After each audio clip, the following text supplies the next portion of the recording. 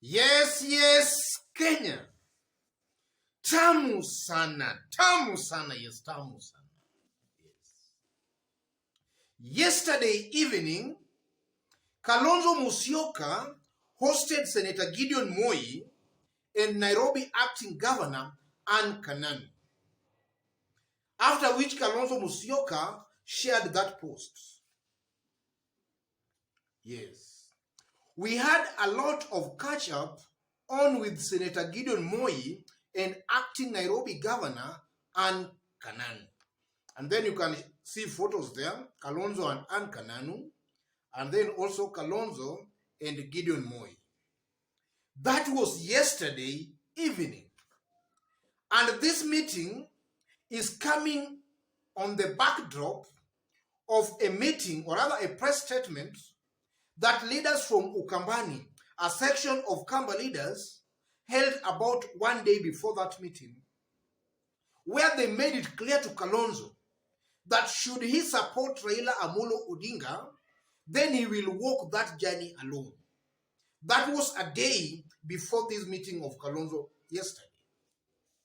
And it's also coming at the backdrop of Gideon Moi, also through his ally, William Kamket. Gideon Moi, most likely also through Kamket, in the coming days, might just announce his presidential candidature. And then also Ann Kananu, together with some Meru leaders led by Kiraitu Murungi, about a week ago now, somehow insinuated that they are ready and willing to work with Raila Amolo Odinga. So that meeting yesterday of Kalonzo, Senator Gideon Moi, and Ann Kananu is coming at the backdrop of all these political events. So in this video today, I want us to look at the real political objective or agenda behind that meeting yesterday. What is actually happening behind the scenes? That's our analysis and discussion today. And in case you've just bumped on this YouTube channel for the very first time, subscribe and give this video a like. Thank you. God bless you. Straight away to our analysis and discussion. If you look at that yesterday's meeting between Kalonzo, Moi, and Ann Kananu, three things comes out very, very clearly. Either Ann Kananu and Senator Gideon Moi were acting as emissaries from President Uhuru Kenyatta. They were passing Uhuru Kenyatta's message to Kalonzo Musyoka. That's the first possibility, and we are going to look at it into details. The second possibility is that Kalonzo Musyoka, on his own volition, might have invited these two leaders for some kind of political discussion. That's also a possibility, though a remote possibility.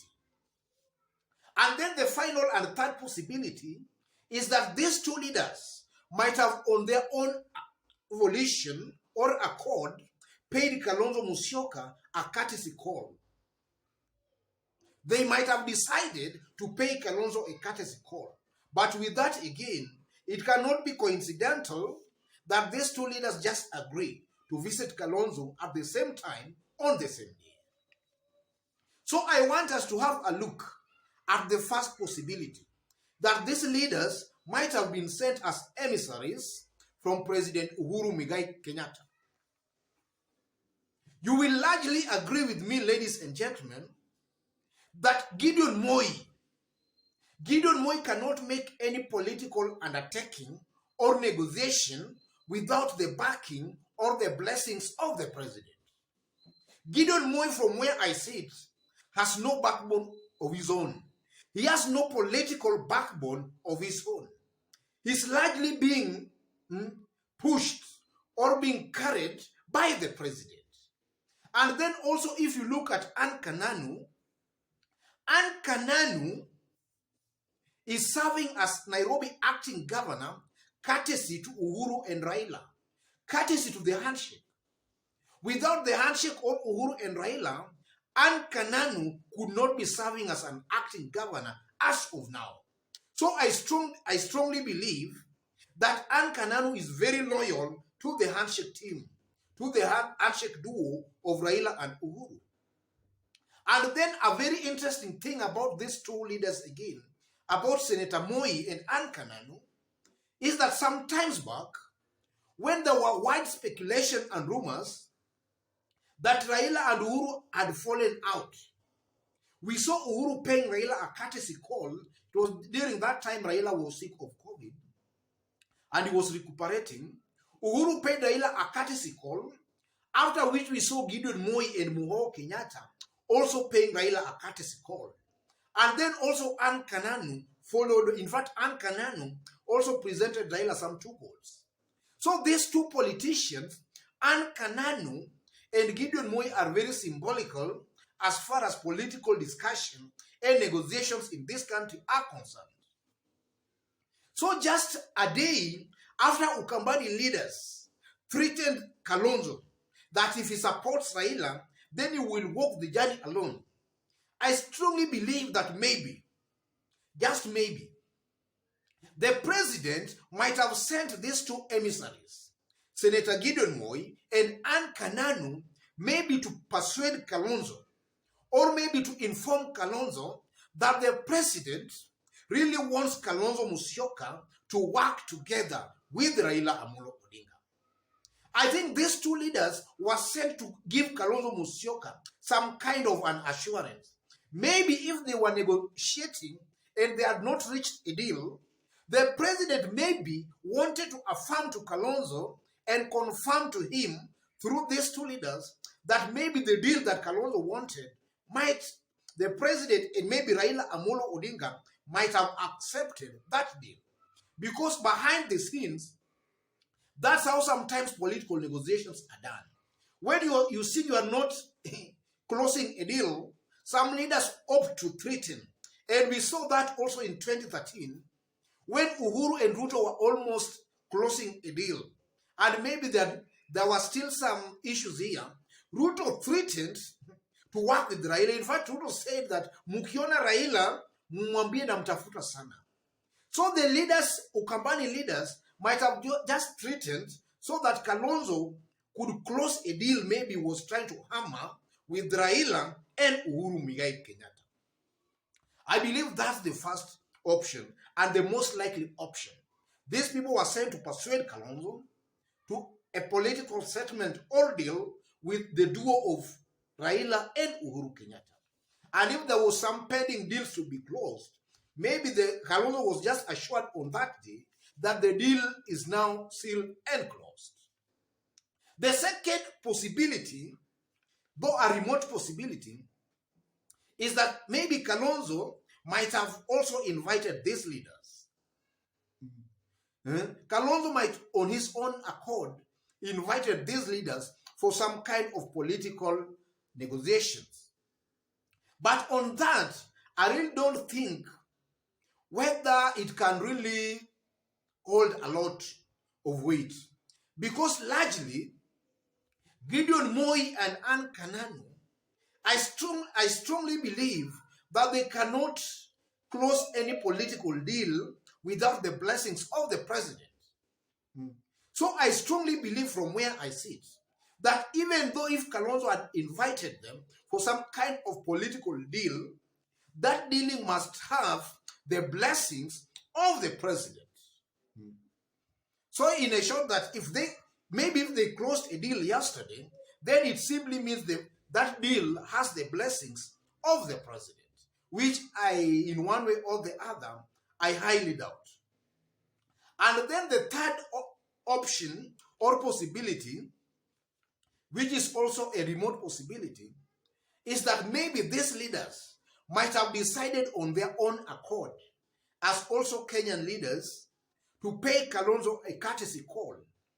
But now paying Kalonzo a courtesy call, the 2 of them at the same time, sometimes is not all that easy. Though such coincidence might also happen, though it's not very, very easy. So in the event that paid Kalonzo a courtesy call, maybe they paid Kalonzo a courtesy call just to maybe give him some thumbs up, or maybe to show some kind of solidarity with him, maybe for accepting to work with Uhuru and Raila Amolo Odinga. I think that's also a possibility, because now they consider Kalonzo as being part and parcel of them. Because if we can borrow a leaf from the time Raila was sick, after Uhuru Kenyatta had paid Raila a courtesy call, we saw now these others now just coming up to show some solidarity with Raila Amolo Odinga. So in this case, these two leaders might have paid Kalonzo a courtesy call as a sign to show, or rather to show some kind of solidarity with him for working with Raila and Uhuru Muigai Kenyatta. And you will also largely agree with me that Kalonzo as of late seems to be actually warming to Raila Amolo Odinga, because now he has toned down his attacks on Raila Amolo Odinga, and he has gone a little bit quiet, but he has aggravated his attacks against William Ruto. That also speaks volumes that maybe Kalonzo and Raila and maybe Uhuru, they are almost reaching a political kind of a deal or settlement. I strongly believe that's a possibility. And as I finish, I've been maintaining in this YouTube channel that the only thing that had been making Kalonzo to rebel was that he had not been offered any tangible something. He had not been offered something tangible. And because initially there was this thing of Gideon Moi candidature, then it came from Gideon Moi candidature to a Raila Gideon Moi ticket.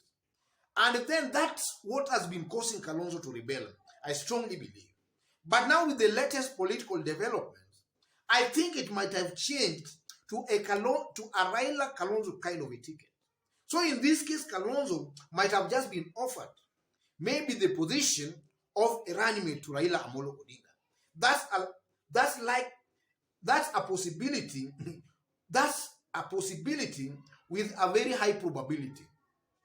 So, ladies and gentlemen, today, you know, again, politics in Kenya, one day is like the biblical 1,000 years. So things might change. But as of today, when I'm talking, I still believe, and I'm very much convinced that Kalonzo Musyoka, as of now, they might have sealed a deal, or in the process of sealing a deal with Raila Amolo Odinga. So let me leave it there for today. If you've just bumped on this YouTube channel for the very first time, just as I did mention when we were starting, kindly subscribe and also give this video a like. To those who are watching us outside of Kenya for the very first time, if you are watching us outside of Kenya for the very, very first time, drop a comment and let us know from which part of the globe you are also watching us from. Otherwise, God bless you. God bless Kenya.